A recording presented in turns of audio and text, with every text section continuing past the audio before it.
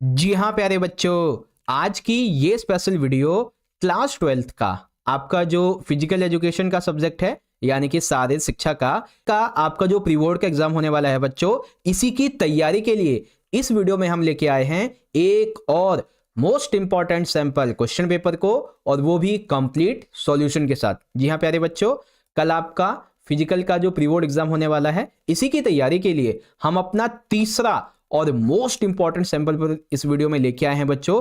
और इंपॉर्टेंट इसलिए कह रहा हूं क्योंकि इस सैंपल पेपर में हम जो भी क्वेश्चंस को डिस्कस करने वाले हैं वो सारे के सारे क्वेश्चंस मोस्ट इंपॉर्टेंट है, सिलेक्टेड क्वेश्चंस हैं और रिपीटेड क्वेश्चंस है बच्चों, जो कि ज्यादातर एग्जाम में पूछे ही पूछे जाते हैं। तो इस बात की बहुत ज्यादा संभावना बनती है बच्चों कि कल के आपके प्री बोर्ड के एग्जाम में यहां से बहुत से क्वेश्चन डिट्टो भी रिपीट हो सकते हैं। तो डेफिनेटली ये वीडियो आपके लिए बहुत ही ज्यादा हेल्पफुल साबित होने वाली है। बस क्या कीजिए, आप इस वीडियो को एंड तक जरूर देखिएगा, अच्छे से अच्छे आपकी प्रैक्टिस, आपकी प्रिपरेशन यहाँ पे मैं करवाने वाला हूं।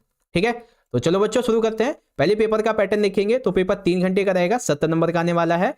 और पेपर जो है बच्चों, ये आपका 5 खंड में डिवाइड होगा, 37 प्रश्न आएंगे पेपर में। खंड ए के अंदर 1 से लेके 18 ये एक एक नंबर के बहुविकल्पीय प्रश्न होंगे, यानी कि पेपर में 18 एमसीक्यू आएंगे। खंड बी के अंदर 19 से 24 आपके 2 नंबर के टोटल 6 क्वेश्चन होंगे, जिसमें से आपको कोई 5 ही अटेम्प्ट करने हैं। खंड सी के अंदर 25 से 30 3 नंबर के जो है टोटल आपके 6 क्वेश्चन होंगे, जिसमें से भी आपको मात्र 5 ही अटेम्प्ट करने हैं। फिर खंड डी में 31 से 33 ये आपके 4 नंबर के टोटल 3 क्वेश्चन होंगे बच्चों, केस स्टडी वाले। और खंड ई के अंदर 34 से 37 ये आपके 5-5 नंबर के लॉन्ग क्वेश्चन होंगे, टोटल 4। ठीक है, 5 नंबर के 4 होंगे, जिसमें से आपको कोई 3 अटेम्प्ट करने हैं। ठीक है, अब इसी तरीके से इंग्लिश मीडियम के बच्चे यहां से देख लें। सेक्शन ए में आपके 18 एमसीक्यू होंगे, सेक्शन बी में 2 नंबर के 6 क्वेश्चन होंगे, जिसमें से आपको 5 करने हैं। सेक्शन सी में 3 नंबर के 6 क्वेश्चन होंगे, जिसमें से आपको 5 करने हैं। सेक्शन डी में आपके टोटल 4 नंबर के 3 क्वेश्चन होंगे, केस स्टडीज, और सारे करने हैं। इसी तरह से सेक्शन ई में 5 नंबर के 4 क्वेश्चन होंगे, जिसमें से आपको 3 करने हैं। ठीक है, तो यह है आपका पेपर का पैटर्न, आशा करता हूं समझ गए होंगे। शुरुआत करेंगे तो यहाँ पे आप देख सकते हैं सबसे पहला जो हमारा सेक्शन है इस पेपर का, इस वीडियो का, वो आ चुका है सेक्शन नंबर ए, बहुविकल्पीय प्रश्न यानी कि मल्टीपल चॉइस क्वेश्चंस वाला। ठीक है, तो सबसे पहले सेक्शन ए में कितने क्वेश्चन है हमारे? 18, जो कि कौन से हैं? एमसीक्यू। तो आपसे एक छोटी सी रिक्वेस्ट है कि आप इन एमसीक्यू क्वेश्चन का जो आंसर है, मेरे आंसर देने से पहले आप भी कोशिश करना अपनी तरफ से आंसर देने की। और जब ये वीडियो एंड हो जाएगी तो आप सभी बच्चे मुझे कमेंट बॉक्स में अपना स्कोर जरूर बताना कि 18 में से आपने कितने एमसीक्यू क्वेश्चन का आंसर राइट दिया था। ओके, तो लेट्स स्टार्ट। देखिए, सबसे पहला जो क्वेश्चन रहेगा उसमें आपको एक चित्र दे दिया जाएगा, उसके आधार पे प्रश्न पूछे जाएंगे। तो आपको जो 2 सैंपल पेपर करवाए उसमें हमने आपको जो प्लेट टेपिंग टेस्ट था, ठीक है, और बैलेंस वाला टेस्ट था, उसके बारे में बताया था। अब ये एक योग वाला चित्र है, हमें ये जो योग दिया गया यानी कि जो आसन दिया गया है, इसकी आसन की पहचान करनी है। अगर आप इमेज को थोड़ा देखें तो आसन का जो आंसर है वो आपको इसी में मिल जाएगा। बेसिकली कपालभाति किससे संबंधित है? कपालभाति हमारे मस्तक से संबंधित है, और इसमें मस्तक का कोई ज्यादा मैटर है नहीं, तो इसको हटा देते हैं। ठीक है, भुज अंग आसन क्या है? ये तो लेट के किया जाता है, ठीक है, लेकिन ये तो आकृति अलग है, तो ये भी हट गया।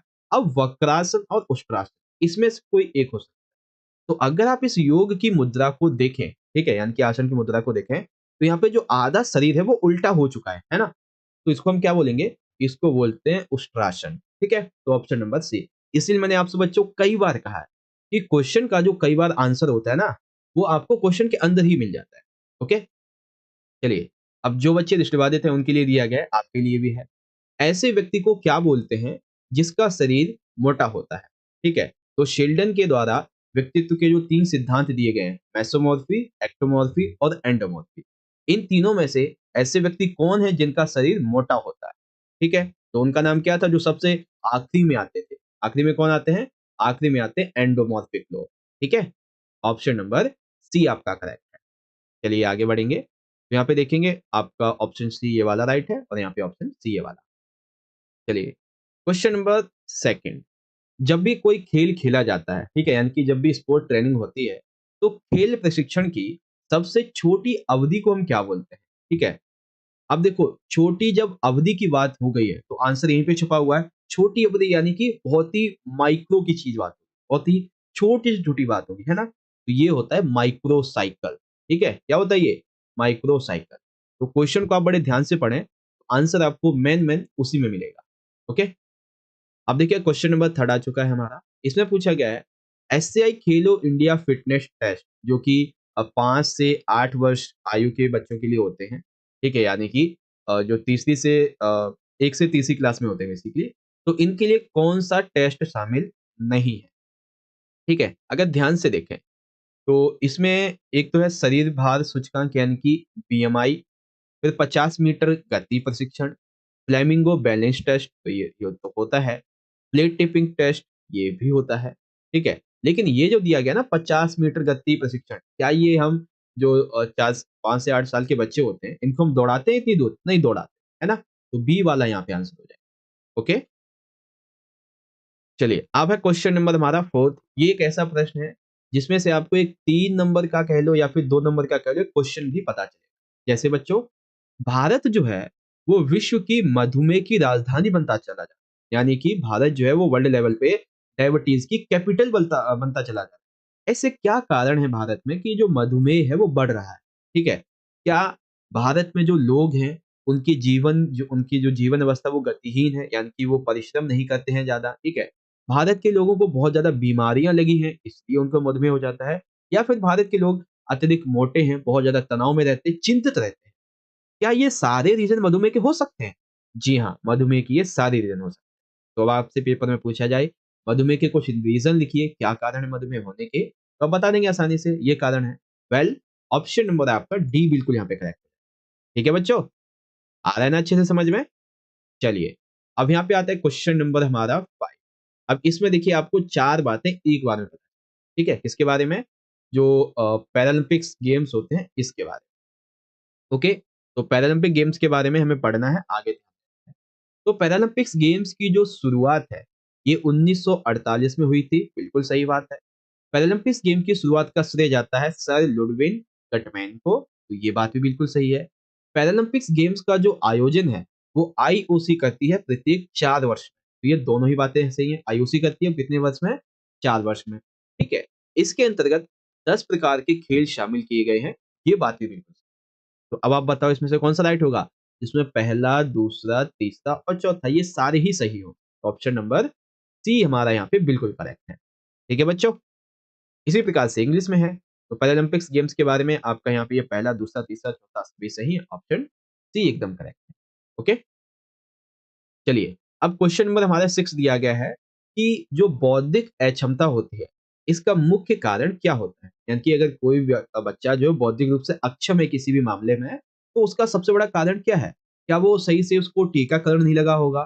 ठीक है, क्या वो कुपोषित है या सारी क्रियाएं नहीं कर पाता था, या फिर गर्भ धारण के समय नशीले पदार्थ का सेवन किया गया होगा उसकी माता के द्वारा। ठीक है, तो मेन इसका जो आंसर है वो क्या होगा? वो ये है कि जब वह बच्चा गर्भ में था तो गर्भ धारण की हुई माता ने उस समय नशीले पदार्थों का सेवन किया, जिससे वो जो एक केमिकल होता है नशीले पदार्थ का केमिकल अल्कोहल, वो उसके दिमाग में जाके बैठ गया और उसको बौद्धिक तौर पे अक्षम बना दिया। ठीक है, तो ऑप्शन ए आपका बिल्कुल सही है बच्चों। ठीक है, drug abuse during pregnancy. Question number 7, जैसे कि अभी मैंने आपसे बोला था कि एक क्वेश्चन योगासन के बारे में भी आएगा। तो यह एक ऐसा योगासन है बच्चों जो शरीर की अनेक प्रकार की बीमारियों को खत्म कर सकता है। यह एक बहुत ही आसान प्राणायाम है जिसे कोई भी स्वस्थ व्यक्ति आसानी से कर सकता है।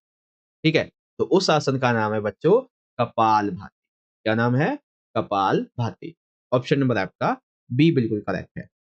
आगे बात करते हैं क्वेश्चन नंबर 8। इसमें आपको एक परिभाषा पूछी गई है कि जो कार्डियो आउटपुट होता है, ठीक है, कार्डिक आउटपुट या फिर हृदय निर्गम, इसका अर्थ क्या होता है?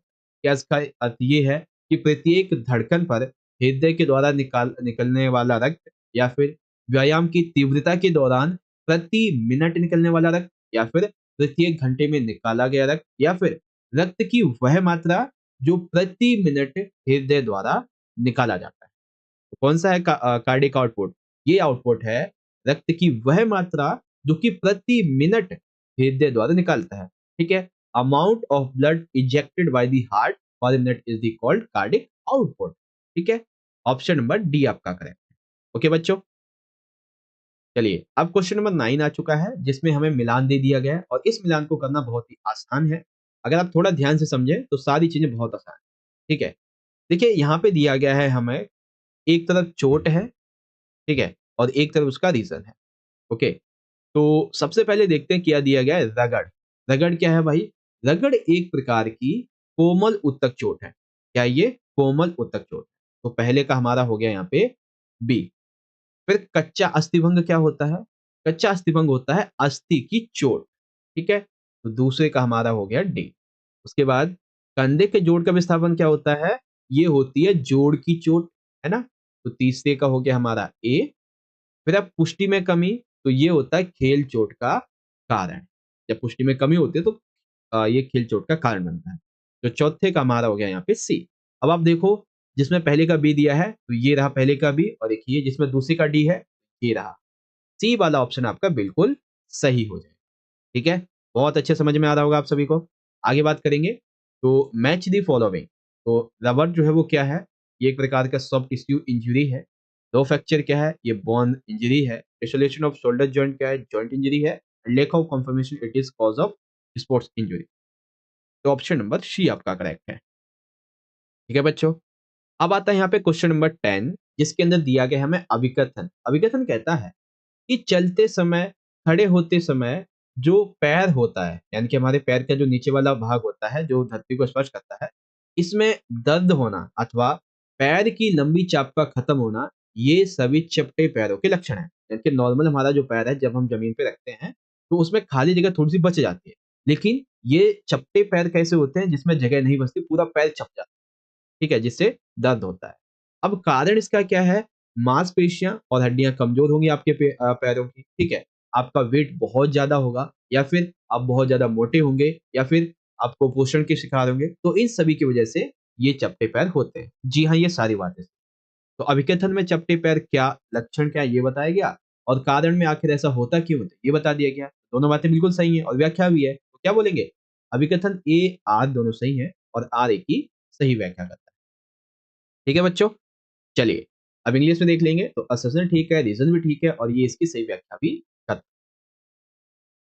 चलिए, अब बात आती है क्वेश्चन नंबर 11 की। अब इसमें देखिए आपको एक ऐसा प्रश्न पता चलेगा जिसके अंदर से आपके दो और एमसीक्यू आपको समझ आ जाएंगे। जैसे कि सबसे पहला तो ये कि वसा में घुलनशील विटामिन नहीं है, तो यानी कि vitamin A D B E K, इसमें से कौन सा घुलनशील नहीं है? तो देखो, विटामिन ना दो प्रकार के घुलनशील होते हैं। एक तो होते हैं वसा में, ठीक है, और एक होते हैं जल में। अब वसा में घुलनशील विटामिन होते हैं ए डी ई के। ठीक है, ए डी ई के, तो यहाँ पे ए डी ई के ये सारे हैं। अब जल में ये होते हैं, क्या नाम है, घुलनशील विटामिन बी और सी। ठीक है, तो यहाँ पे कौन सा हो जाएगा? विटामिन बी जो है ये किससे संबंधित है? जल से संबंधित है, तो ये वसा में घुलनशील नहीं। ऑप्शन नंबर बी आपका करेक्ट है। ठीक है, उसके बाद हम जो खाना खाते हैं वो खाना संतुलित होना चाहिए। ये किसके लिए आवश्यक है? क्या हम जो खाना खाएं वो संतुलित इसलिए होना चाहिए ताकि हम बीमारियों से बच सकें, हमारे अंदर रोग प्रतिरोधक जो क्षमता है ये बढ़ सके, हमारे शरीर को जितना पोषण चाहिए इसकी पूर्ति हो सके, इन चीजों के लिए चाहिए। तो हमें बीमारियों से बचाव के लिए भी, बीमारी अगर हो भी जाए तो रोग प्रतिरोधक क्षमता को बढ़ाने के लिए, पोषण की पूर्ति के लिए, शरीर की ऊर्जा के लिए, इन सारे रीजंस की वजह से हमें एक बैलेंस्ड डाइट चाहिए ही चाहिए। तो क्या हो जाएगा? Option number D correct. ठीक है, क्वेश्चन नंबर 13, प्रशिक्षण, ऐसी कौन सी प्रशिक्षण विधि है जिसमें मांसपेशी की लंबाई में कोई परिवर्तन नहीं होता है? वह क्या कहलाता है? ठीक है, आइसोटोनिक, तो इसमें भी होता है, आइसोकाइनेटिक इसमें भी होता है, और फार्टलेक प्रशिक्षण विधि इसमें भी होता है। ठीक है, लेकिन ये जो दिया गया ना कि आइसोमेट्रिक प्रशिक्षण विधि, इसके अंतर्गत मांसपेशी की लंबाई में कोई परिवर्तन नहीं होता है, ये आइसोमेट्रिक प्रशिक्षण विधि। ठीक है, ऑप्शन नंबर आपका सी एकदम करेक्ट है। उसके बाद क्वेश्चन नंबर 14, बहुत ही अच्छा प्रश्न है।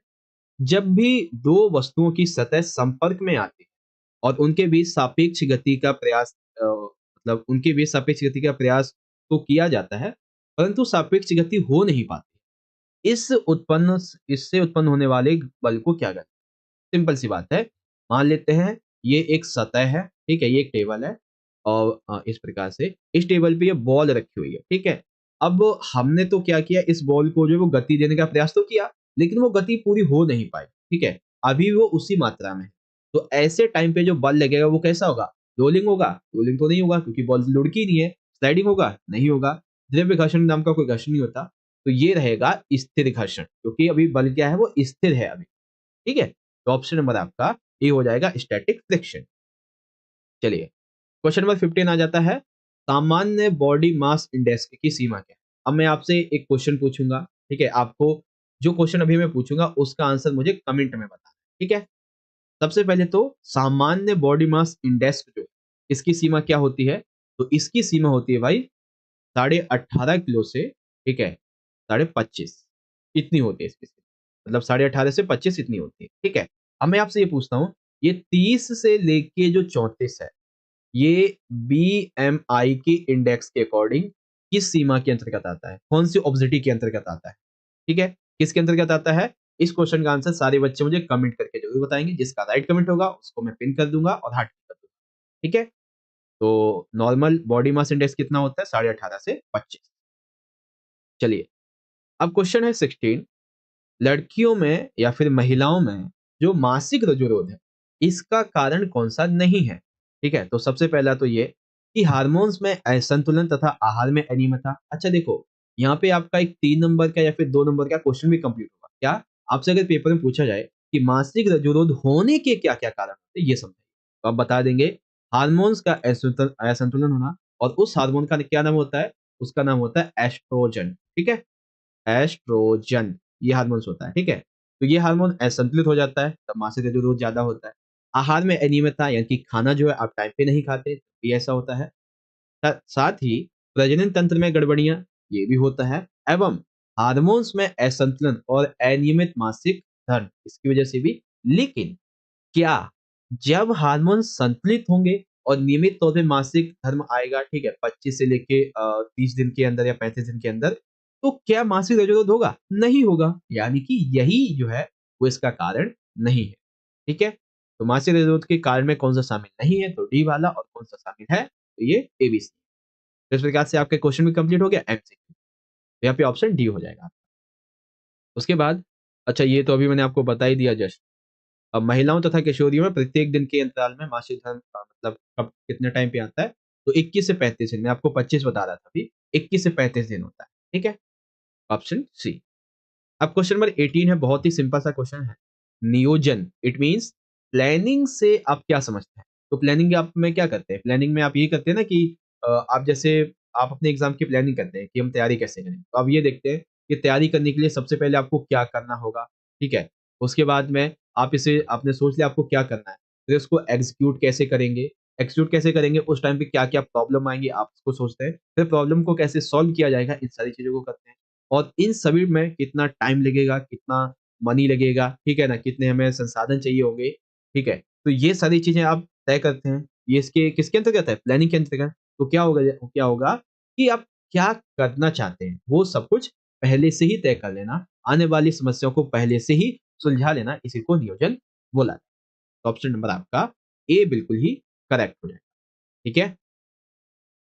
तो इस प्रकार से हमने यहाँ पे कंप्लीट कर लिए हैं सेक्शन ए के कंप्लीट अपने 18 क्वेश्चन।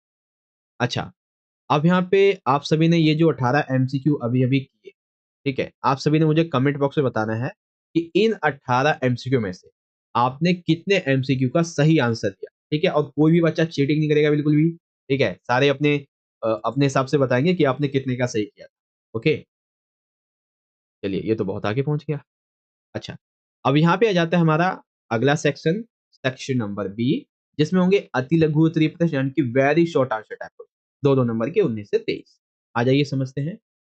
अब यहाँ पे देखिए, ये जो क्वेश्चन नंबर 19 है, ठीक है? इसमें आपका एक नया टॉपिक ऐड हुआ था, उसका एक अथवा वाला प्रश्न भी है, ठीक है? तो पहले आप ये समझिए, नॉकआउट टूर्नामेंट और लीग टूर्नामेंट, इनमें क्या डिफरेंस होता है?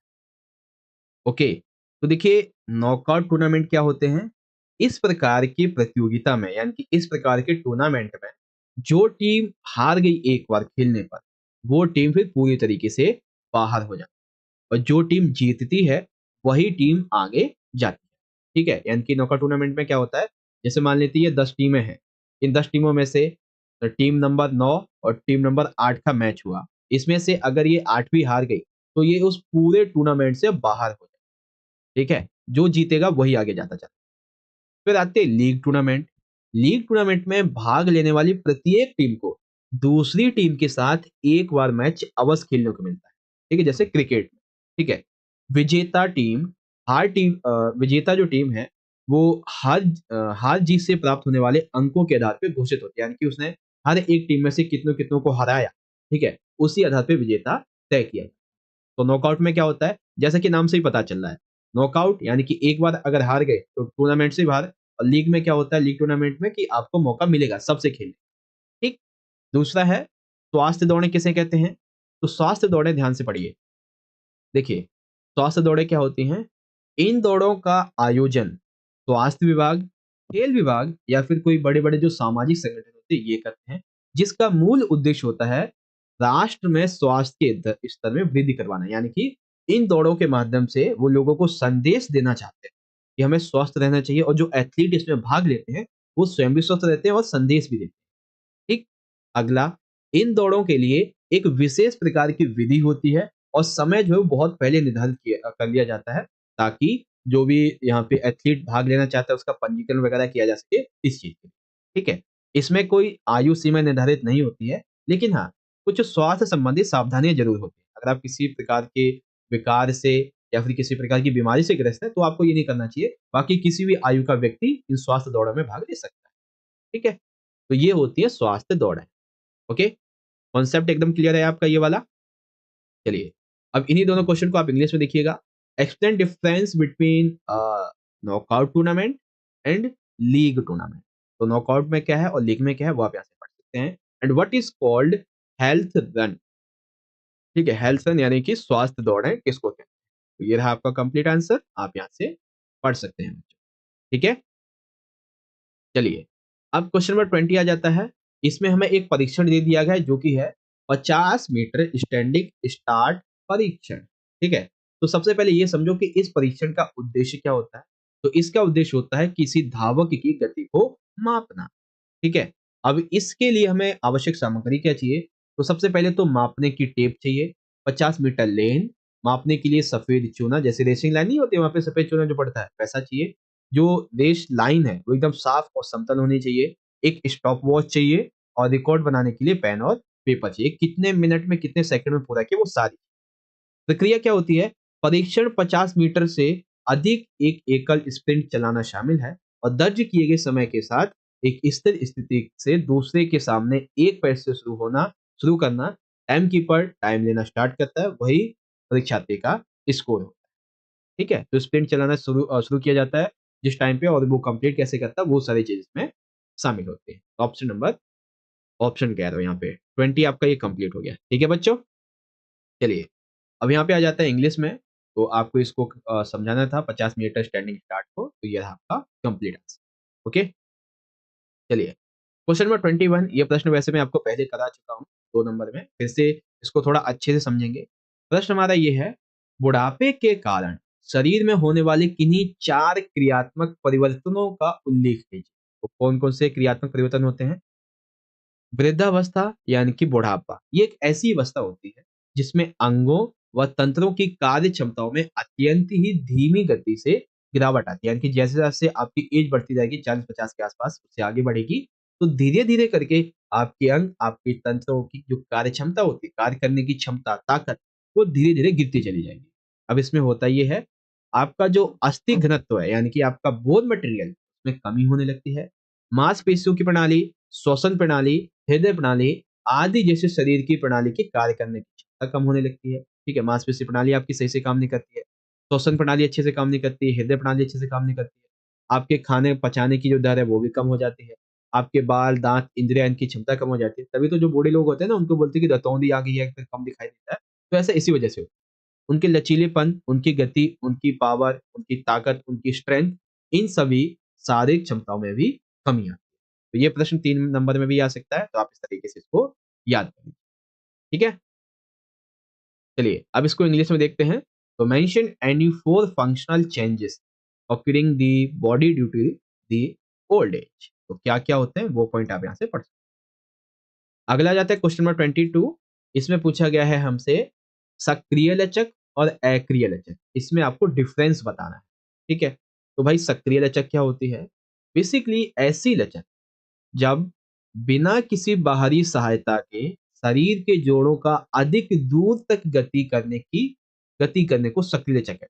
अर्थात जब आप किसी व्यक्ति से या फिर किसी भी अन ऑब्जेक्टिव से कोई जब सहायता नहीं लेते हैं, ठीक है, और उसके बाद में आप जितनी दूर तक गति कर पाते हैं उसे सक्रिय लचक बोलते हैं। जैसे कि खिंचाव वाला व्यायाम करते हैं आप बिना किसी व्यक्ति की सहायता से, इसको बोलते हैं सक्रिय लचक, यानी कि सक्रिय बिना किसी की सहायता। और अक्रिय नाम से पता चलता है, यानी कि सहायता लेनी पड़ेगी। तो अक्रिय लचक शरीर की वह योग्यता है जिसके द्वारा बाहरी सहायता से अधिक दूरी तक गतियां की जाती है, जैसे कि किसी सहयोगी द्वारा खिंचाव वाले व्यायाम करना। तो जो सक्रिय लचक है उसी का उल्टा पार्ट यहाँ पे आपका अक्रिय लचक है। सिंपल कॉन्सेप्ट है आपका। ठीक है, अब यहाँ पे आता है इसको इंग्लिश में। तो एक्टिव फ्लेक्सिबिलिटी क्या होती है और पैसिव फ्लेक्सिबिलिटी क्या होती है वो आप यहाँ पे देख सकते हैं। चलिए क्वेश्चन नंबर 23। और ये जो प्रश्न है बच्चों, ये एक ऐसा प्रश्न है जो हो सकता है पेपर में आपका 3 नंबर में भी आ जाए, हो सकता है कि ये 5 में भी आए। ठीक है, तो बड़े ध्यान से समझिए। प्रश्न में पूछा गया कि हमारे शरीर के लिए प्रोटीन कितना आवश्यक है। पिछली वीडियो में आपको मैंने वसा के बारे में बताया था और उससे पिछली वीडियो में आपको मैंने कार्बोहाइड्रेट के बारे में बताया। ठीक है, अब हम यहाँ पे प्रोटीन की बात करेंगे, तो एक तीनों में से कोई ना कोई तो आएगा ही। ओके, तो सबसे पहले बात करते हैं कि हमारे शरीर में जो प्रोटीन है आखिर इसका निर्माण कैसे होता है। तो हमारे शरीर में उपस्थित कार्बन, हाइड्रोजन, ऑक्सीजन, नाइट्रोजन, इन सभी से प्रोटीन का निर्माण होता है। प्रोटीन हमारे शरीर में रक्त मांसपेशियां, नाखून, त्वचा, बाल और जितने भी आंतरिक अंग हैं इसके निर्माण के लिए सहायता करता है। साथ ही प्रोटीन हमारे शरीर में नए ऊतकों को बनाता है और टूटे फूटे जो ऊतक होते हैं उनकी मरम्मत करता है, यानी कि जो शेल्स होते हैं नए शेल्स उनको जाके उनको निर्माण करता है, और कुछ शेल्स में अगर चोट लगी होती है यानी कि कुछ टूटे फूटे होते हैं उनकी मरम्मत करता है। ठीक है, जल और अम्लों के संतुलन को नियमित रखता है, क्योंकि हमारी बॉडी में 70 से लेके 75% जो जल है उसको पूरी तरीके से सुचारू रूप से काम करवाना इसी की जिम्मेदारी होती है। ऑक्सीजन और पोषक तत्वों को कोशिकाओं तक लेके जाती है और ये एंटीबॉडीज का निर्माण करता है, यानी कि रोग प्रतिरोधक जो क्षमता होती है उसको भी निर्माण करता है। लेकिन एक बात है, एक सिक्के के दो पहलू होते हैं। वही चीज ये है कि अगर आप इसका अधिक उपयोग करते हैं तो इससे आपको हृदय रोग, हार्ट अटैक इत्यादि ये समस्या आ सकती है। महिलाओं में ऑस्टियोपोरोसिस हो सकता है, स्ट्रोक और गुर्दे में पथरी भी हो सकती है। प्रोटीन के स्रोत क्या क्या है भाई? ठीक है, प्रोटीन है कि विटामिन था? हाँ, प्रोटीन। तो प्रोटीन हमें दूध से मिलता है, दूध के उत्पाद से, जैसे दही, घी और क्या बोलते हैं, हाँ, इनसे मिलता है। लस्सी, सोयाबीन, सभी प्रकार की दालें, चना, अनाज, मूंगफली, तिल, बादाम, सभी रेशेदार फल, सब्जियां जैसे कि पपीता, आम, कटहल, फ्रास्पिन और ग्वार। तो इस प्रकार से जो प्रोटीन होता है वो हमारे लिए इतना आवश्यक है। ठीक, अब इसको इंग्लिश में देखेंगे। How important is protein for our body. तो प्रोटीन हमारी बॉडी के लिए कितना ज्यादा जरूरी है वो आप यहाँ से पढ़ सकते हैं। ठीक है, तो ऑप्शन यहाँ पे जो था हमारा, क्या बोलते हैं, बी वाला पार्ट। लास्ट वीडियो में हमने सेक्शन ए डिस्कस कर लिया था जिसमें एमसीक्यू थे हमारे, जो कि बहुत ही बढ़िया थे, इंपॉर्टेंट थे, जो कि आपको समझ में भी आए। तो सेक्शन बी में हमने देखे थे इंपॉर्टेंट क्वेश्चंस, तो इसको भी हमने देख लिया था। ठीक है, अब जो हमारा शुरू होगा बच्चों, वो यहाँ से शुरू होता है आज का खंड नंबर सी। ठीक है, और एक चीज कि ये जो वीडियो है वो अराउंड आपकी 40 मिनट से ज्यादा तक की बनेगी, तो पूरा एंड तक कंप्लीट इसको देखना। काफी अच्छे अच्छे इंपॉर्टेंट क्वेश्चन आपको पता चल जाए। ठीक है, तो आ जाइए सेक्शन सी के सबसे पहले क्वेश्चन से शुरुआत करते हैं। और ये दोनों ही क्वेश्चन बहुत इंपॉर्टेंट है, क्योंकि ये दोनों ही क्वेश्चन जो है मैंने तो 3 नंबर में लिए हैं, तो हो सकता है पेपर में 3 में भी आ जाए और हो सकता है कि ये 5 में भी आ सकते हैं। ठीक है ना, तो बड़े ही ध्यान से समझना, आंसर आपको मैं दोनों हिसाब से समझाऊंगा। ओके, देखिए 24 का पहला प्रश्न क्या कहता है। महिला खिलाड़ी त्रय क्या होते हैं, यानी कि महिला एथलीट जो त्रय है वो क्या होते हैं, साथ ही इसके प्रकारों को विस्तार से समझें। तो पहले समझते हैं महिला खिलाड़ी त्रय क्या होते हैं। ठीक है, देखिए, महिला खिलाड़ियों में होने वाले रोगों के लक्षणों का समावेश व ये रोग होते हैं, यानी कि महिला जो खिलाड़ी होती है, इनमें होने वाले रोगों के लक्षण या फिर रोग हो जाते हैं, उसको बोलते हैं महिला खिलाड़ी त्रय। सिंपल सी बात है, महिलाओं को, जो खिलाड़ी महिलाएं हैं, उनको होने वाले लोग, जो रोग है, वो महिला खिलाड़ी त्रय कहलाते हैं। अब इसमें अस्थि सुस्थिरता शामिल है, रज्जुरोध शामिल है और खाने संबंधी विकार शामिल है। ठीक है, जिससे कि ये महिला खिलाड़ी जो है, ये जीवन भर लंबे समय तक ऐसी स्वास्थ्य वाली सुविधाओं से जूझती रही, तो बहुत ज्यादा इसके खतरनाक परिणाम भी निकलते हैं। अब आइए समझते हैं कि कौन कौन सी हैं। ठीक है, नाम तो बता ही दिए, अब ये होती क्या क्या है, तो इनको समझते हैं। ठीक है, देखिए, पेपर में ऐसे पूछा जा सकता है, अस्थि सुस्थिरता का वर्णन कीजिए या फिर ऑस्टियोपोरोसिस का वर्णन कीजिए, तो इंग्लिश या हिंदी दोनों में कहीं से भी आ जाए। ठीक है, देखिए, अस्थि सुस्थिरता का संबंध होता है अस्थि पदार्थ की विशेष सामग्री में कमी होना, और यह एक अस्थि संबंधी विकार, जैसा कि अस्थि यानी कि हड्डी है ना। तो जब महिलाओं के शरीर में, महिला खिलाड़ी के शरीर में किसी प्रकार की बोन मटेरियल की कमी हो जाती है, तब ये विकार शामिल होता है। ठीक है, अब ऐसा होता क्यों है, तो ऐसा होता है हार्मोन्स के परिवर्तन की वजह से, यानी कि महिलाओं में जो एस्ट्रोजन नामक हार्मोन्स होता है, जो कि बेसिकली क्या नाम है, मासिक धर्म के टाइम पे रिलीज होता है, अगर वो नहीं बन पाता है, ठीक है, या फिर टाइम पे नहीं होता है, तो ऐसा हो जाता है। आपके खेल के अनुसार आप उससे अधिक से अधिक व्यायाम कर रहे हैं, तो भी ऐसा हो सकता है, और साथ ही आपके खेल के अनुसार आपकी बॉडी को जितना कैलोरी वाला, कार्बोहाइड्रेट वाला खाना चाहिए, आप वो खा नहीं रहे हैं, तो ये भी इसमें शामिल होता है। तो 3 प्रकार से ये ऑस्टियोपोरोसिस महिलाओं में उत्पन्न होता है।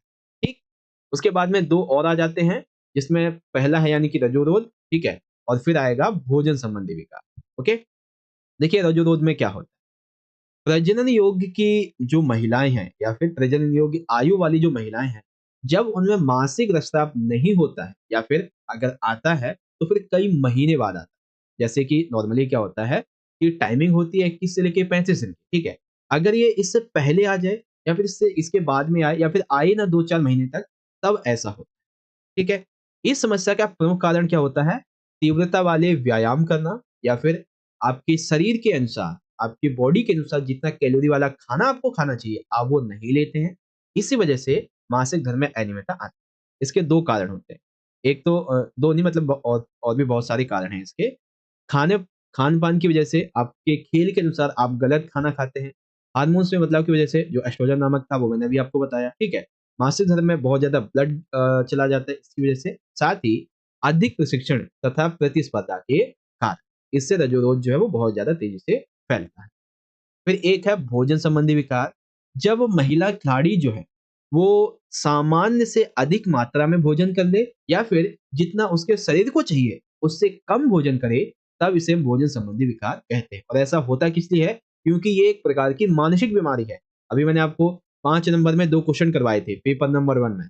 एनोरेक्सिया नर्वोसा श्रोता अथाव अभाव के बारे में, और बुलिमिया अतिशय श्रोता अभाव, इसके बारे में मैंने आपको बताया था। तो ये दोनों ही जो है, वो महिलाओं में जन्म लेते हैं अगर उन्हें भोजन संबंधी विकार होता है। ठीक है? तो आ गया बढ़िया तरीके से आपको समझ में। इसीलिए मैंने बोला था कि टाइम आपका कंज्यूम ज़रूर होगा, लेकिन क्वेश्चन का आंसर बहुत बढ़िया तरीके से आप समझेंगे। ओके? यहाँ पे दूसरा क्वेश्चन ये आ जाता है, खेलों में महिलाओं की जो भागीदारी है, ये कम है वर्तमान समय में। आखिर इसके क्या कारण हैं? तो इसका आंसर तो आप अपने थॉट बेस पर भी लिख सकते हैं। ठीक है? अभी मैं आपको समझाता हूँ कैसे। देखिए, खेलों में महिलाओं की भागीदारी के कम होने के बहुत सारे तथ्य हैं, बहुत सारे कारण हैं। सबसे पहला, यदि किसी प्रकार स्त्रियों के विरुद्ध व्यापक द्वेष भावना को मिटाया जा सके, तो बहुत सी छुपी प्रतिभाएं खेल कूद के मैदान में उतर पाएंगी और स्थिति में बड़ा सुधार होगा। यानी कि समाज में महिलाओं के प्रति जो द्वेष भावना है, ठीक है, जो पूर्वाग्रह है, अगर उसे हम मिटा सके किसी भी प्रकार से, तो ये जितनी भी प्रतिभाएं हैं महिलाओं के अंदर, वो खेल के मैदान में हमें देखने को मिलेगी। उसके बाद जो महिलाओं के या फिर महिला खिलाड़ी जो होती हैं, इनके माता-पिता और जो परिवार वाले होते हैं, इन्हें हमें ये शिक्षा देनी चाहिए, इन्हें जागरूक करना चाहिए कि आज के इस मॉडर्न वर्ल्ड में जो लड़कियां हैं, वो भी हर एक क्षेत्र में भाग ले सकती हैं और ये लड़कों यानी कि पुरुषों से भी आगे निकल सकते हैं। तो इसके लिए हमें उनके माता-पिता, उनके परिवार वालों को समझाना पड़ेगा। ठीक है? औरतों का पारंपरिक जीवन उन्हें खेल-कूद में भाग लेने का अवसर और प्रोत्साहन नहीं देता है, क्योंकि नॉर्मली पूर्वाग्रह क्या है लड़कियों के बारे में? कि इनका जन्म तो खाना बनाने के लिए खाना बनाने के लिए, बच्चे पालने के लिए, कपड़े धोने के लिए, इसी के लिए हुआ है। लेकिन ये एक बहुत बड़ी रूढ़िवादिता है समाज की, ठीक है? तो हमें इसे खत्म करना पड़ेगा। समाज में लोगों को खेल-कूद के बारे में कोई ज़्यादा ज्ञान नहीं है, ना ही तो उनका जानने की इच्छा है। तो हमें लोगों को खेल के बारे में समझाना पड़ेगा, उन्हें बताना पड़ेगा। कुछ हम रैली टाइप में निकाल सकते हैं, कुछ जो क्या बोलते हैं, विज्ञापन वगैरह दे सकते हैं, या फिर कोई नाटक वगैरह दे सकते हैं, कोई और भी सारी चीज़ों के माध्यम से हम इसे समझा। साथ ही देश के नेताओं में भी कोई ऐसा नेता नहीं है जो कि लड़कियों को खेल में भाग लेने के लिए प्रोत्साहित करता हो, ठीक है? साथ ही जो फिजिकल एजुकेशन का एक सब्जेक्ट होता है, इसको पढ़ाने वाले जो अध्यापक होते हैं, वो भी नहीं कहते कि लड़कियों को फिजिकल एक्टिविटीज में भाग लेना चाहिए, क्योंकि वो उन्हें कम समझते हैं, ठीक है ना? तो ऐसे अध्यापकों की मानसिकता को हमें सही करना चाहिए। साथ ही जब महिलाएं पढ़ी लिखी होंगी, ठीक है, तो वो ज्यादा से ज्यादा इन खेलों में भाग लेंगी, अपनी जिंदगी को आगे संवारेंगी, ठीक है? और भी बहुत सारे रीजन है। समाज में पुरुष प्रधान संस्कृति है, इसको खत्म करना पड़ेगा। परिवार और समाज में लड़कियों के प्रति जो गलत धारणाएं हैं, उसे खत्म करना पड़ेगा। महिलाओं के लिए खेल-कूद की सुविधाओं की जो कमी है, जो अवसर की कमी है, हमें उसे पूरा करना पड़ेगा। कम उम्र में जो विवाह हो जाता है, ठीक है, इसको खत्म करना पड़ेगा। इसमें सुधार लाना पड़ेगा, और भी बहुत सारी चीजें हैं। तो इन सभी माध्यम से हम कह सकते हैं कि वर्तमान में जो महिलाएं हैं, इनको खेल-कूद में भाग नहीं लेने दिया जाता, है ना? ये चीजें हैं। अब यही प्रश्न आपसे पेपर में 5 नंबर में भी पूछा जा सकता है, तो आप इसे आंसर लिख दें। ठीक है बच्चों? चलिए, इंग्लिश मीडियम में देखते हैं, तो what do you understand by the female player triad? तो 3 प्रकार के ट्रायड होते हैं, पहले ये होते क्या हैं? फिर 3 प्रकार के: ऑस्टियोपोरोसिस, एमेनोर्रहिया एंड ईटिंग डिसऑर्डर, ठीक है? उसके बाद व्हाट आर द रीजंस और facts for low participation of the women in sports? तो क्या-क्या है इसके बारे में देखिए, तकरीबन 15 पॉइंट मैंने लिखे हुए हैं, आप 8 से 10 याद करें, ठीक है? चलिए, अब आता है क्वेश्चन नंबर 25।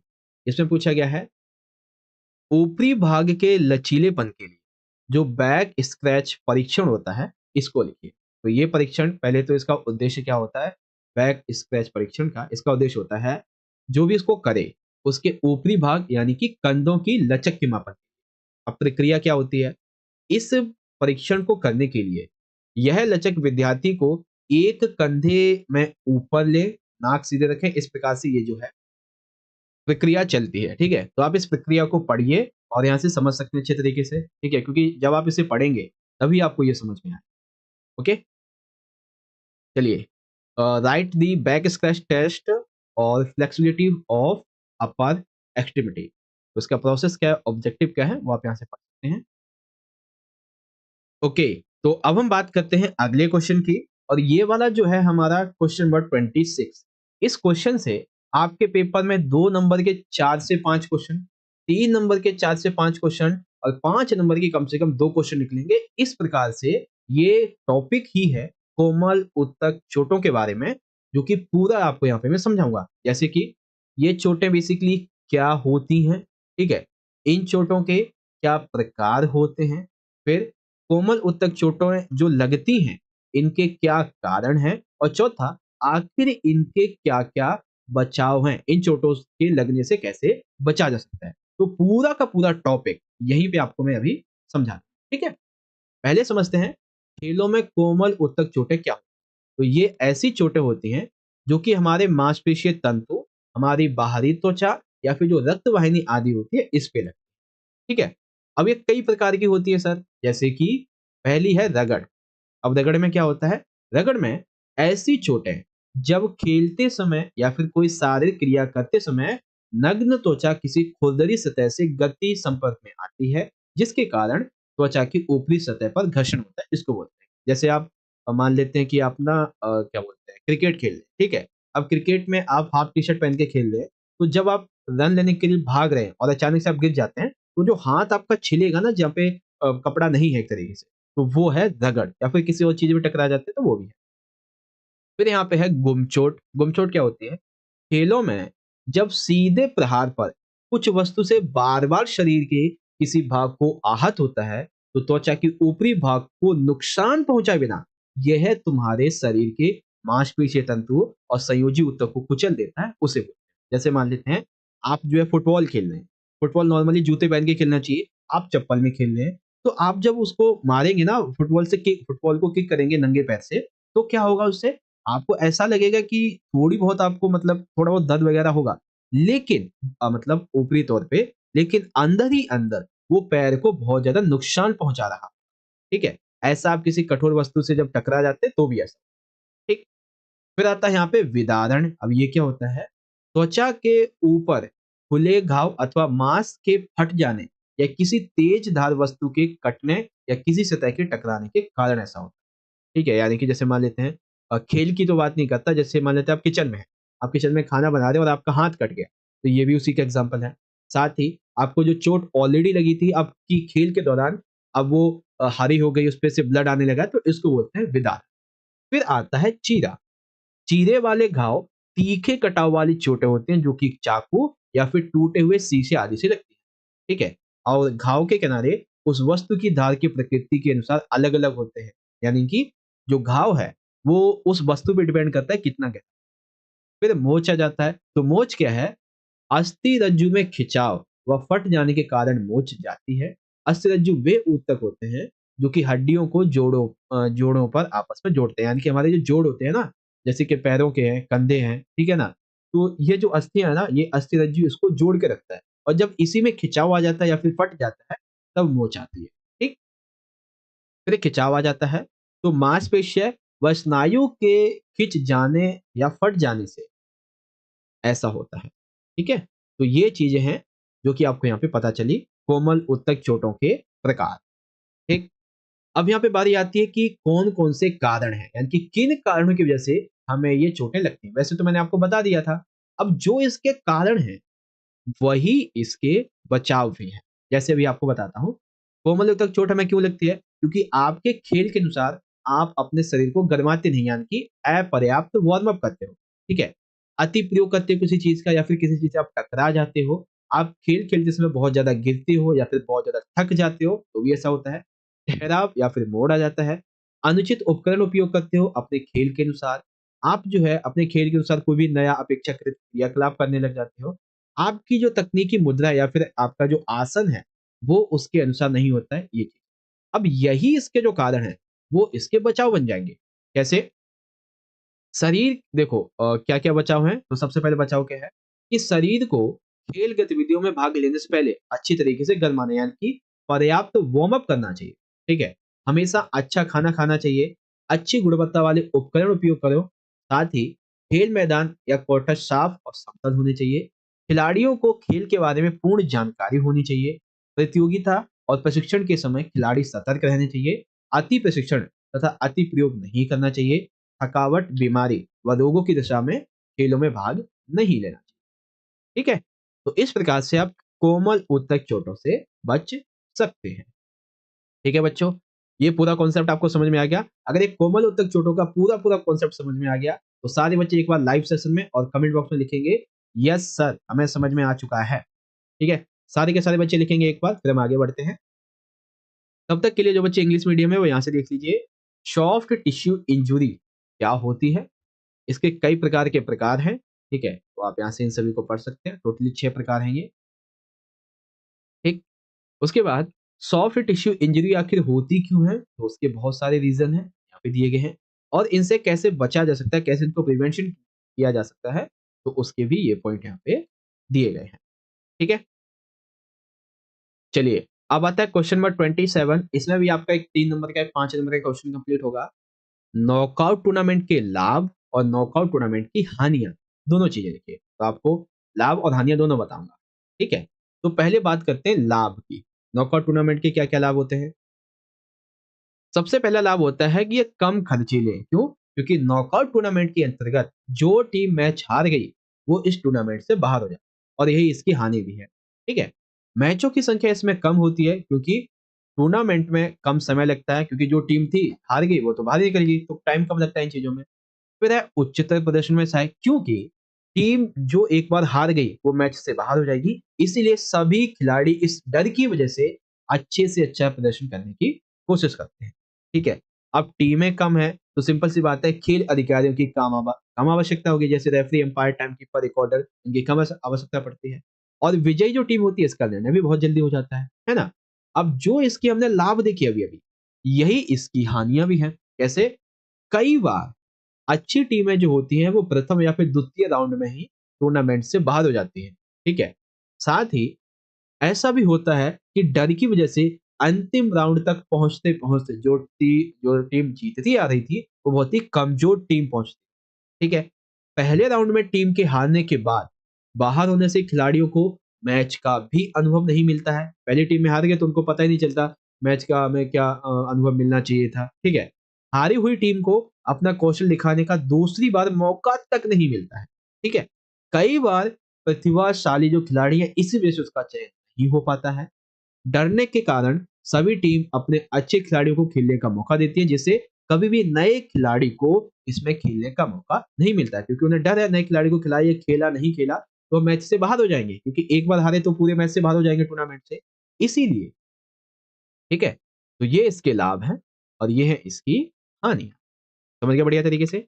अब यहाँ पे आते हैं इंग्लिश मीडियम में। तो बेनिफिट्स क्या है नॉकआउट टूर्नामेंट के, यानी कि एडवांटेजेस क्या है, तो वो है ये आपके। ठीक है। फिर डिसएडवांटेजेस क्या है नॉकआउट टूर्नामेंट के, वो आप यहाँ से ये पढ़। ओके, चलिए अब आता है क्वेश्चन नंबर 28। बहुत बहुत अच्छा प्रश्न है। लोच यानी कि लचक को विकसित करने की जो विधियां हैं वो आपको यहाँ पे समझ। तो 3 विधियां होती है बेसिकली। खेल कूद में लोच या लचक को बनाए रखने के लिए हमेशा खिंचाव वाले जो व्यायाम है ये करने चाहिए, जो कि 3 प्रकार से होते हैं। सबसे पहला, खिंचाव और रोकने की विधि। ये कैसी विधि होती है? जब हम अपने जोड़ों को अधिकतम सीमा तक खींचते हैं, जैसे हमारे जोड़ हैं, मान लेते हैं कि जो पैर का आधा भाग और जो हमारे कंधे हैं, हम जब हाथ को ऊपर करके खड़े होते हैं, जैसे कि एक आसन है ना, ताड़ासन, इस स्थिति में जब हम खड़े होते हैं तो जोड़ हमारे अधिकतम खींचते हैं, तथा पहले की स्थिति में आने से पूर्व कुछ सेकंड वहीं रुकते हैं, यानी कि नॉर्मल होने से पहले हम वहीं रुकते हैं। तो जोड़ों के खिंचाव को रोकने की स्थिति 3 से 8 सेकंड की होनी चाहिए। इस विधि का प्रयोग निष्क्रिय लचक के सुधार के लिए किया जाता है। ठीक है। तो खिंचाव और रोकने की विधि ये होती है। दूसरी विधि है बैलिस्टिक विधि। इस विधि में खिंचाव वाले व्यायाम घुमाकर किए जाते हैं, इसीलिए इनको बोलते हैं बैलिस्टिक विधि। इन व्यायामों को करने से पहले शरीर को पर्याप्त वार्म अप कर लेना चाहिए। इन व्यायामों में स्नायुओं में अतिरिक्त खिंचाव होने के कारण चोट लगने की भी संभावना है, इसीलिए इनको एक लय यानी कि एक क्रम के अनुसार किया जाता है। ठीक है, बैलिस्टिक। फिर पोस्ट आइसोमेट्रिक विधि होती है। यह विधि प्रोप्रियोस्टिव नाड़ी पेशीय सरलीकरण के सिद्धांत पर आधारित होती है, अर्थात यदि किसी स्नायु का अधिकतम संकुचन कुछ सेकंड के लिए किया जाता है तथा वह उस स्थिति को 6 से 7 सेकंड तक खिंचाव का प्रतिरोध सहता है, तो उसे ही आइसोमेट्रिक विधि कहते हैं। और इसकी जो समय सीमा है वो ज्यादा से ज्यादा 8 से 10 सेकंड और कम से कम जो है इतनी होनी चाहिए, ज्यादा से ज्यादा कम से कम इतनी होनी चाहिए। और इसको 4 से 8 बार व्यक्ति को, एथलीट को करना चाहिए। ठीक है। तो ये है लोच यानी कि लचक को विकसित करने की विधियां। इसी प्रकार से इंग्लिश में है। तो कैसे हम फ्लेक्सिबिलिटी को बेसिकली इसे डेवलप कर सकते हैं? तो एक तो है method of stretching and stopping, ballistic method and post isometric method. Okay.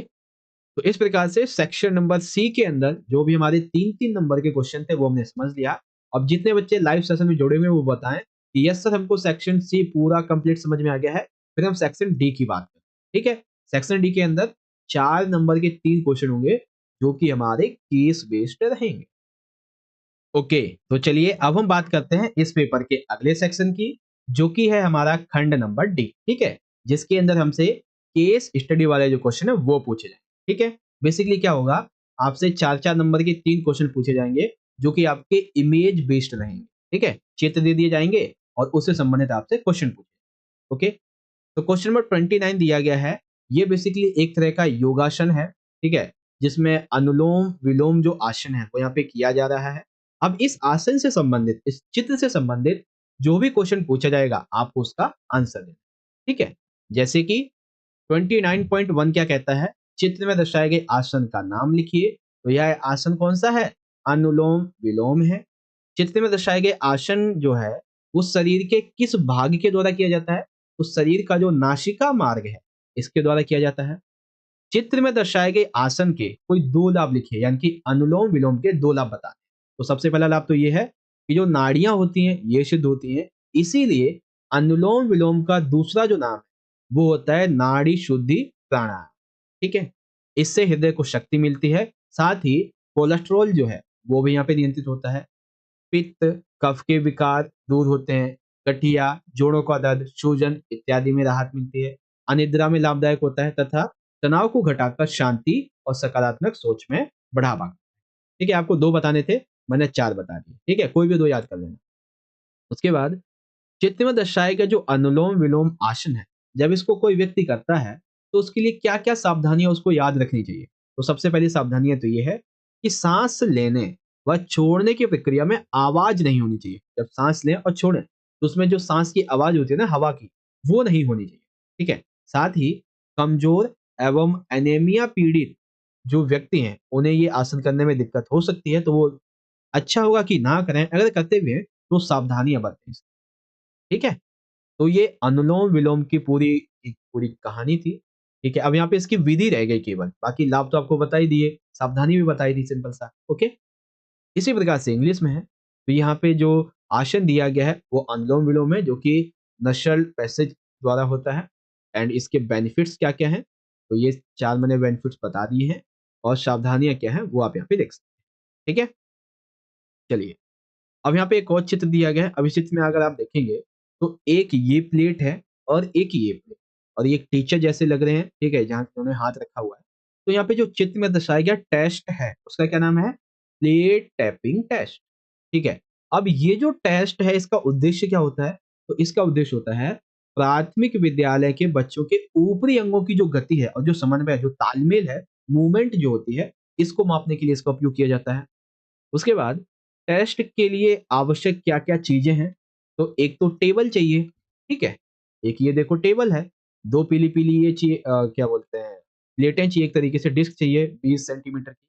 ठीक है, और एक चाहिए स्टॉप वॉच, बस यही चाहिए हमें। उसके बाद इसकी स्कोरिंग कैसे होती है, स्कोरिंग करने से पहले इसका परीक्षण समझिए कैसे होता है। ठीक है, एक्स्ट्रा क्वेश्चन है ये, परीक्षण कैसे होता है। तो मेज पर 2 पीली डिस्क रखें जिनके केंद्रों के बीच की दूरी 60 सेंटीमीटर हो।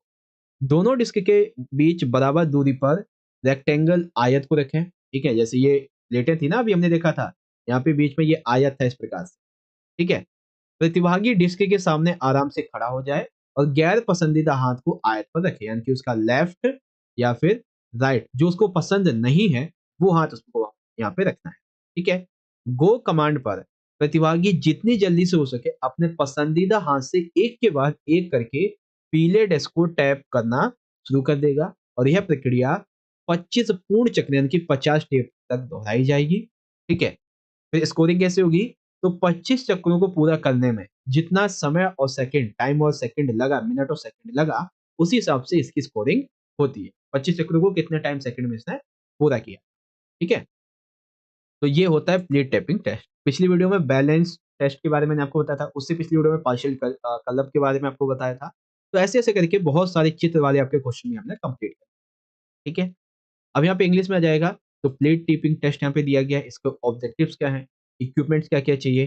ठीक है, टेस्टिंग प्रोसेस क्या क्या होती है, स्कोरिंग कैसे की जाती है, वो सारी बातें आप यहाँ से पढ़ सकते हैं। अब यहाँ पे आ गया है आपका 31। ये जो प्रश्न है वो लिया गया है 2022 और 23 का जो सीबीएसई का सैंपल पेपर था, उसमें ये प्रश्न आया है, और ये प्रश्न यहाँ पे मैंने इसीलिए लिया क्योंकि ये इंपॉर्टेंट। सबसे पहले संगठन का मिशन क्या है, यानी कि आपको इसमें से जो पहला वाला पॉइंट दिखता है ये वाला, आखिर इसका संगठन क्या, जो मिशन है वो क्या है। तो यहाँ पे किसको दर्शाया गया है, विशेष ओलंपिक को दर्शाया गया। तो विशेष ओलंपिक का मिशन विकलांग बच्चों और विकलांग वयस्कों के लिए विभिन्न प्रकार के जो ओलंपिक प्रकार के खेल, इनको साल भर खेल प्रशिक्षण और एथलेटिक प्रतियोगिता प्रदान करना, ये इनका मिशन है। साथ ही उनके शारीरिक फिटनेस को विकसित करने के लिए, उनके साहस के प्रदर्शन को बढ़ाने के लिए, उनके आनंद को अनुभव को बढ़ाने के लिए, साथ ही जीवन में किसी भी प्रकार की घटना होती है तो उसमें भाग लेने के लिए निरंतर अवसर प्रदान करते रहना, यही इनका मिशन। ठीक, पहले संगठन का आदर्श वाक्य क्या है, तो यहाँ इसका जो आदर्श वाक्य है वो ये है, मुझे जीतने दो, लेकिन अगर मैं जीत नहीं सकता तो मुझे इस प्रयास में बहादुरी से काम लेने दो। उसके बाद 1965 तक दूसरी तस्वीर में खेलों को डैश के रूप में जाना जाता है। ठीक है, तो दूसरी तस्वीर है, इन खेलों को 1965 तक किस रूप में जाना जाता था? बधिर अंतरराष्ट्रीय मूक खेलों के लिए अंतरराष्ट्रीय। ठीक, दूसरे फिक्चर गेम प्रत्येक वर्ष में आयोजित होते, तो प्रत्येक 4 वर्ष में ये आयोजित होते थे। ठीक है बच्चों, चलिए अब यहाँ पे इंग्लिश में देख सकते हैं, ये दिया गया है आपका, सारे के सारे क्वेश्चन के आंसर यहाँ पे दे दिए गए हैं। तो इस प्रकार से सेक्शन डी भी हमारे कंप्लीट हो गया है। ओके, तो इस तरह से बच्चों हमने इस पेपर का जो सेक्शन नंबर डी था, केस स्टडी बेस्ड क्वेश्चंस का, इसको हमने कंप्लीट कर लिया है। और सेक्शन डी के अंदर कितने क्वेश्चन थे हमारे? 4 नंबर के 3। ठीक है, अच्छा हाँ, अगर हम अपने टोटल जो 3 सैंपल पेपर हमने किए हैं, इनके केस स्टडी मिला दें, तो टोटल हमने अभी तक 9 केस बेस्ड क्वेश्चन कर, ठीक है, जो कि आपकी तैयारी के लिए बहुत ज्यादा अच्छी बात। ओके, चलिए अब हम बात करेंगे अपने अगले सेक्शन की। और यहाँ पे देख सकते हैं इस पेपर का, इस वीडियो का अगला और आखिरी सेक्शन आ चुका है, सेक्शन नंबर ए। ठीक है, जिसके अंदर होंगे दीर्घ उत्तरीय प्रश्न, यानी कि लॉन्ग आंसर टाइप क्वेश्चंस के बारे में। ओके, ध्यान से सारे क्वेश्चन को देखना है। ये क्वेश्चन बहुत ही ज्यादा इंपॉर्टेंट है, जिसकी बहुत ज्यादा संभावना है कि ये क्वेश्चन आपके प्री बोर्ड के पेपर में पूछे जा सकते हैं। ठीक है, क्योंकि यहाँ पे हम मोस्ट इंपॉर्टेंट और सिलेक्टेड क्वेश्चन को लाए हैं, जिसकी बहुत संभावना है कि ये प्रश्न आ सकता है आपके पेपर। ठीक है, बड़े ध्यान से समझना। और एक चीज और, कि ये जो बड़े बड़े जितने भी क्वेश्चन हमने लिए हैं, ये हमने ऐसे क्वेश्चन लिए हैं जिसके अंदर से आपके अलग से 2 नंबर के, 3 नंबर के और 5-5 नंबर के भी क्वेश्चन निकल सकते हैं। तो इसीलिए मैं कह रहा हूं कि बड़े ध्यान से देखें। ठीक है, देखिए क्वेश्चन नंबर 32 क्या कहता है? व्यक्तित्व को परिभाषित कीजिए और व्यक्तित्व के जो 5 सिद्धांत हैं, बिग 5 फैक्टर मॉड्यूल 5 जो सिद्धांत है, आपको ये यहाँ पे समझाने हैं। ठीक है, तो आइए एक एक करके सारी चीजों को समझते हैं और कौन कौन से छोटे छोटे प्रश्न बनेंगे वो भी समझें। ठीक है, चलिए सबसे पहले बात करते हैं व्यक्तित्व शब्द। व्यक्तित्व शब्द की जो उत्पत्ति हुई है, ये लैटिन भाषा का एक शब्द है पर्सोना। ठीक है, इससे हुई है। तो ये एमसीक्यू में आ सकता है कि व्यक्तित्व शब्द की उत्पत्ति किस भाषा के किस शब्द से हुई है? तो लैटिन भाषा के पर्सोना शब्द से, और इसका अर्थ होता है मास्क या मुखौटा। ठीक है, लेकिन व्यक्तित्व के शब्द को अगर हम विस्तार से समझें, तो इसका अर्थ ये है कि एक जैविक रूप, आकार, हाथ पैर और जितनी भी हड्डियां हैं, इस प्रकार से मनोवैज्ञानिक रूप, हमारी सोचने की क्षमता, सहनशीलता, हमारे काम करने की सहनशीलता, हमारा रूप चरित्र, काला गोरा, ठीक है, भावनात्मक गुण, अच्छी भावना, बुरी भावना, रुचियां विभिन्न प्रकार की, हमारा व्यवहार, आक्रामकता अच्छी है, ठीक है, योग्यता वगैरह, इन सारी चीजों को मिलाकर एक व्यक्तित्व बनता है। ठीक है, अब व्यक्तित्व के अंदर हम जिन 5 सिद्धांतों की बात करने वाले हैं, वो यहाँ पे दिए गए हैं। सबसे पहला है स्पष्टता संबंधी लक्षण, दूसरा है कर्तव्य निष्ठा संबंधी लक्षण, तीसरा है बहिर्मुखता संबंधी लक्षण, तीसरा चौथा है सहमता संबंधी लक्षण और पांचवा है मनोविक्षिप्तता संबंधी लक्षण। अब ध्यान से सुनो, पेपर में हो सकता है इन 5 सिद्धांतों में से जो अभी हमने पढ़े, इनके अंदर से कोई आपसे अलग से 2 नंबर में पूछा जाए, कि आपसे पूछा जाए स्पष्टता संबंधी लक्षण लिखिए, कोई 4, कोई 6 लक्षण लिखिए। ठीक है ना, तो ऐसे छोटे छोटे जो प्रश्न है वो बहुत आपके बनेंगे, तो इसलिए मैं कह रहा हूं कि बड़े ध्यान से आप इसको समझिएगा। सबसे पहले बात करेंगे स्पष्टता संबंधी लक्षण की।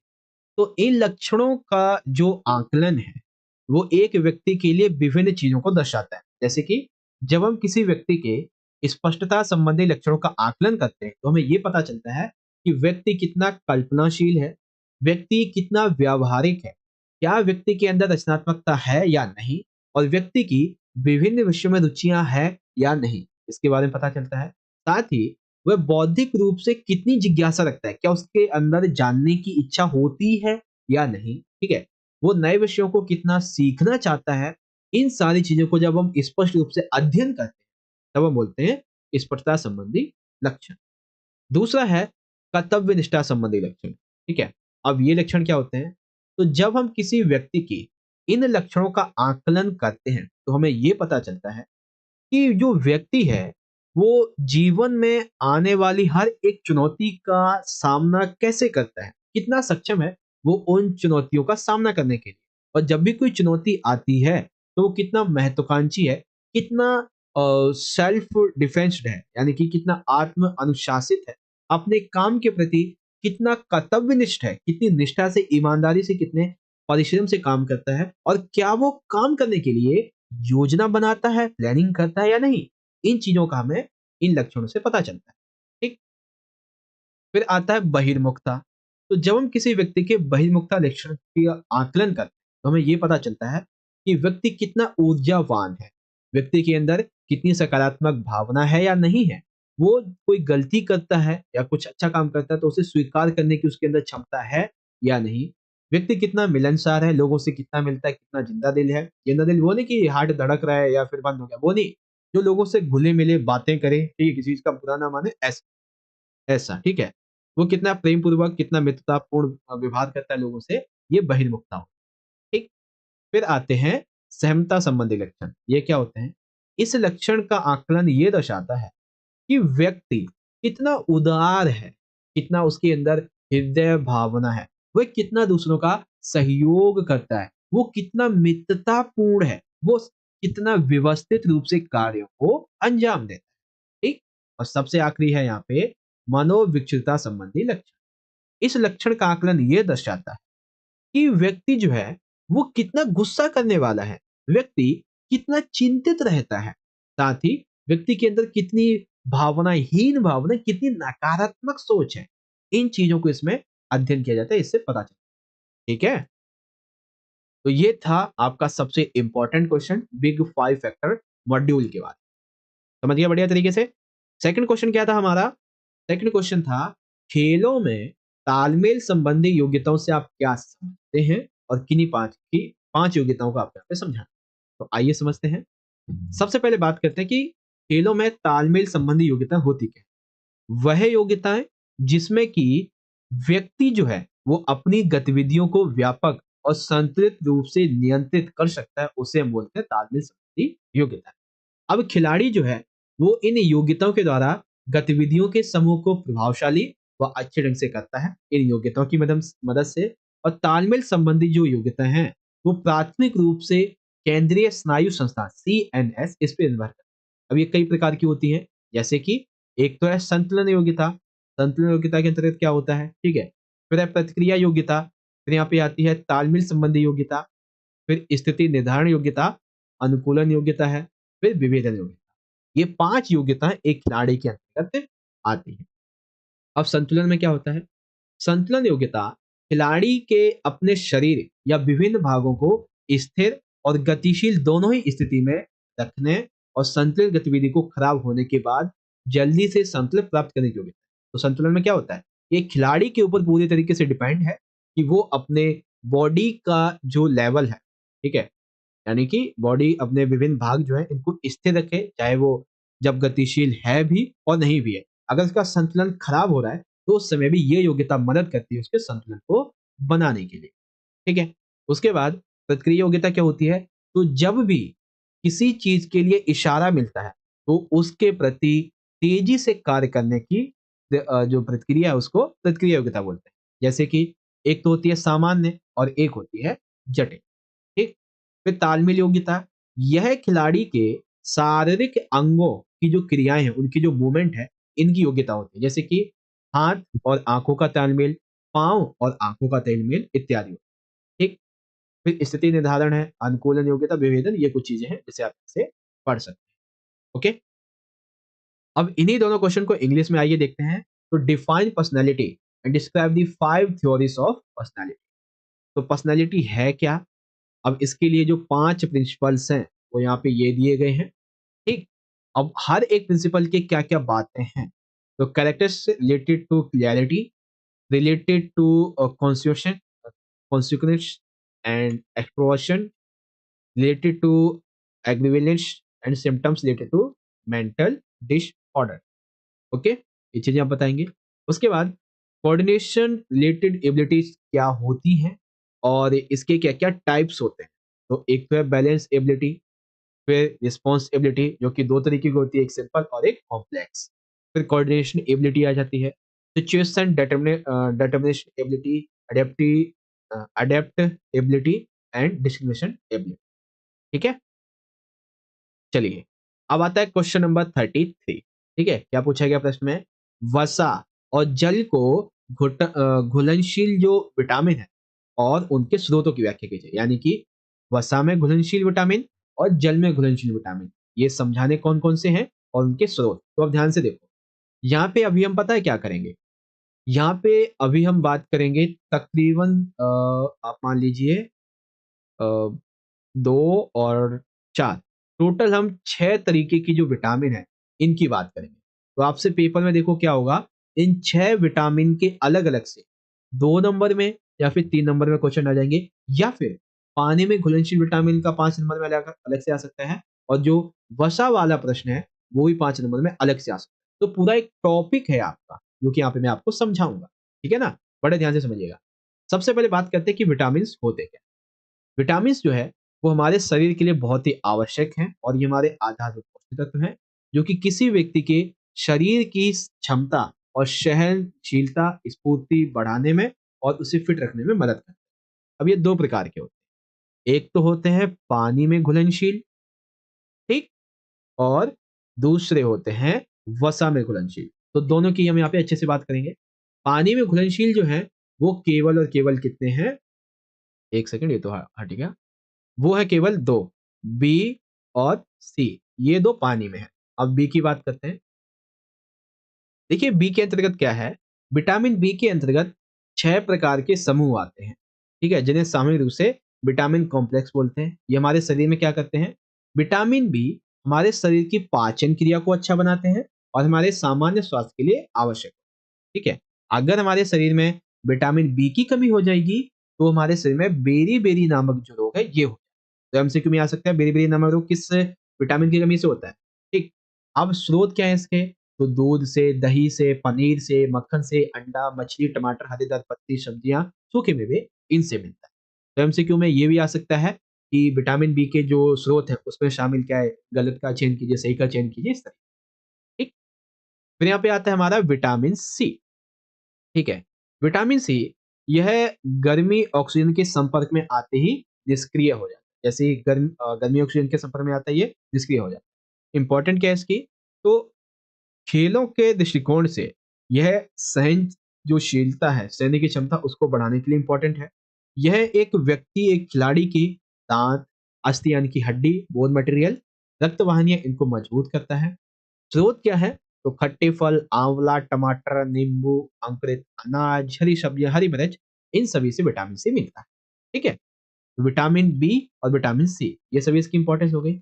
अगला विटामिन है यहाँ पे हमारा वसा में घुलनशील विटामिन, ठीक है। अब वसा में घुलनशील है vitamin A, vitamin D, vitamin के और विटामिन ई। इन सभी को ध्यान से समझते हैं। तो सबसे पहले बात करते हैं ए की। यह विटामिन सामान्य शारीरिक विकास, जैसे हमारे नॉर्मल शारीरिक विकास के लिए, हमारी आंखों और त्वचा को स्वस्थ रखने के लिए होता है, ठीक है। अगर इस विटामिन की कमी, विटामिन ई की कमी हमारे शरीर में हुई तो इससे रतौंधी आ सकती है, व त्वचा खुश्क और त्वचा सूखी हो जाती है। स्रोत क्या है, तो जितने भी पीले व नारंगी फल, जैसे कि पपीता, खरबूजा, संतरा, ये सारी चीजें, ठीक है, और हरी पत्ते वाली सब्जियां भी साथ। फिर विटामिन डी, विटामिन डी जो है इसे शरीर स्वयं भी पैदा कर सकता है, ठीक है, और विटामिन डी शरीर में कैल्शियम व फास्फोरस के अवशोषण में सहायक होता है। इसकी कमी से, ठीक है ना, विटामिन डी की अगर कमी है तो शरीर में रिकेटस यानी कि सूखा रोग हो सकता है। अब इसके स्रोत ये दिए गए हैं। फिर विटामिन के आ जाता है। तो विटामिन के जो है यह हमारी पाचन क्रिया की अत्यंत आवश्यक है इसके लिए, ठीक है। शरीर के जो आंत है इसके भीतरी बैक्टीरिया के निर्माण के लिए और खून के थक्का को जमाने के लिए भी सहायक। यह क्षार व धूप में निष्क्रिय हो जाता है। स्रोत इसके ये दिए गए, ठीक। और सबसे आखिरी आ जाता है विटामिन ए। यह विटामिन हृदयघात, पक्षाघात आदि जो कैंसर जैसी शारीरिक समस्या होती है इनसे रक्षा करता है हमारी। हमारे शरीर में ये एंटीबॉडीज के एंटीऑक्सीडेंट के रूप में काम करता है। स्त्री और पुरुषों की जो प्रजनन शक्ति होती है इसको बढ़ाता है, ठीक है, और इसके ये स्रोत। तो अब आपसे किसी भी विटामिन के बारे में कोई भी क्वेश्चन आ जाए, विटामिन बी, विटामिन आपका सी, ए, डी और के ई, ठीक है। तो अब आप याद कर लेंगे इसी तरीके से। अब यहीं से आपका अगला क्वेश्चन बनेगा, explain fat and water soluble vitamin and their resources. तो सबसे पहले वाटर की बात कर लेंगे। वाटर में आता है vitamin B and vitamin C. ये B for ball, C for cat, ठीक है। फिर आते हैं फैट यानी कि वसा। तो वसा के लिए है विटामिन ए, विटामिन डी, उसके बाद में नीचे और आते हैं तो यहाँ पे है विटामिन के और ई, सिंपल सा, ठीक है। चलिए अब एक आखिरी क्वेश्चन है जो कि काफी अच्छा है, काफी इंपॉर्टेंट है। इसमें आपको मैं 2 प्रकार के जो आसन है वो भी समझा। तो सबसे पहला तो यह है, मधुमेह से आप क्या समझते हैं, इससे बचने के किसी एक आसन की विधि तथा लाभ, ठीक है। तो आ जाइए समझते हैं। देखिए मधुमेह होता क्या है। तो आमतौर पे मधुमेह का संबंध है चयापचय विकार यानी कि मेटाबॉलिज्म। इसमें क्या होता है, इसमें हमारे शरीर में लंबे समय तक शर्करा ये पाई जाती है, या फिर मधुमेह में हमारा जो अग्नाशय प्रक्रिया है इसमें पर्याप्त इंसुलिन नहीं बन पाता है, या फिर इंसुलिन बंद हो जाता है, वो सही से काम नहीं कर पाता है, तब मधुमेह होता है। 3 प्रकार से मैंने आपको समझा, ठीक है। लक्षण क्या होते हैं, तो किसी भी काम को करते समय आप जल्दी थक जाते हैं, आपको प्यास बहुत लगती है, भूख बहुत लगती है, धुंधला दिखाई देता है, आपके गुर्दे खराब होते हैं, हृदय वाहिका का बीमारियां होती है, वजन घटता है, पेशाब बार बार आता है। इसलिए कारण, सबसे बड़ा कारण है गतिहीन जीवन अवस्था, यानी कि आप अपने घर से निकल के थोड़ा सा भी वॉकिंग वगैरह वगैरह तक नहीं करते। विभिन्न प्रकार की बीमारियां, मोटापा, भार का बढ़ना, तनाव और चिंता। सुधार कैसे किया जा सकता है, देखिए जिसको डायबिटीज हो गया उसको सुधार, उसको ना पूरी तरीके से तो खत्म नहीं कर सकते, लेकिन कुछ चीजों को किया जाए तो उसको कंट्रोल में रखा जा सकता है, कुछ आसनों के माध्यम, ठीक है। अब यहाँ पे एक आसन मैंने लिया है, आद्य मत्स्य इंद्रासन, ठीक है। इस आसन को योगी मत्स्य इंद्रासन के नाम से भी जाना जाता है, ठीक है। इसमें क्या करना होता है, नीचे बैठ के दोनों पैरों को सीधा फैला के बैठना होता है, दाएं पैर को इस प्रकार से मोड़ के एड़ी के बाएं नितंब के पास में रखना होता है। ये इसकी विधि है, ठीक है। विधि आपको तभी समझ में आएगी जब आप इसको पढ़ेंगे, ठीक है। तो आप विधि को पढ़िए और यहाँ से समझिए, फिर इसके कुछ लाभ हैं और, ठीक है। एक दूसरा आसन भी मैंने दिया हुआ है, पश्चिमोत्तासन, ठीक है। तो ये आसन कैसे किया जा सकता है और इसकी लाभ क्या क्या है, तो वो भी आप यहाँ से पढ़ सकते हैं, ठीक है।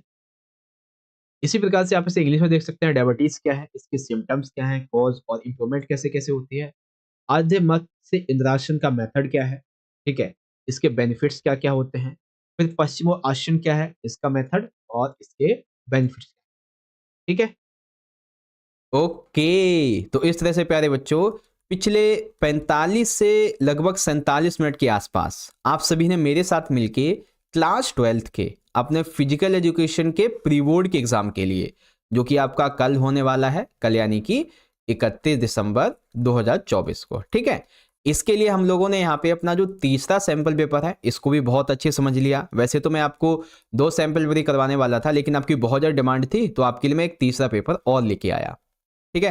तो आशा करता हूं इसमें, इस वीडियो में जो मैंने आपको 3 नंबर के क्वेश्चन समझाए, 4 नंबर के क्वेश्चन समझाए, इवन आपके जो 5 नंबर के क्वेश्चन थे ये भी आपको समझ में आ गए होंगे। अगर आप सभी बच्चे और भी अपने इंपॉर्टेंट क्वेश्चन की वीडियोस को देखना चाहते हो तो यहाँ पे आई बटन में आपको मैं एक इंपॉर्टेंट वीडियो का लिंक दे दूंगा, जो कि तकरीबन 1.5 घंटे की वीडियो है, ठीक है। कम से कम 1.5 घंटे की वीडियो है, तो आप जाके उसको जरूर से देख लीजिएगा, आपकी तैयारी बहुत अच्छी होगी, ठीक है।